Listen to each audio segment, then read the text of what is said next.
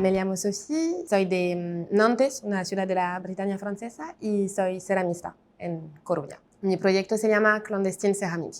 Es un proyecto alrededor de la naturaleza. Lo empecé aquí en 2021 y todas las piezas son hechas a mano en mi propio estudio, con pues, los colores minerales, las formas muy orgánicas. Todas las piezas al final hacen parte de una familia, de un clan, que es un poco la historia de Clandestine. Yo soy diseñadora de formación.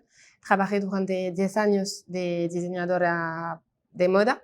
Vine aquí por Inditex y me quedé aquí por el amor del mar. Empecé la cerámica como se empezó un hobby. Al principio no había ni un propósito lucrativo, pero me vino un pedido y no pararon los pedidos. Vendo muchísimo a Francia, en tiendas conocidas como Merci, en los países del norte también mucho, y muchísimo en Estados Unidos, que ellos valoran el savoir-faire europeo.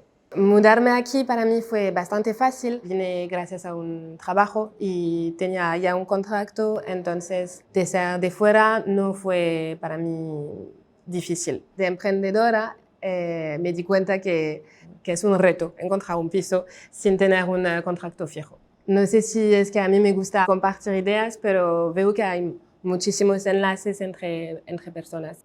Además que hablar de tu proyecto, colaborar con personas, saber que no estás sola, lo agradezco muchísimo. Es que si no, no habría montado mi business. Como Clandestine está evolucionando y creciendo, acabo de hacer mi primer préstamo para comprarme herramientas, hornos, un poco más potentes para darme más capacidad y continuar a enviar a todo el mundo.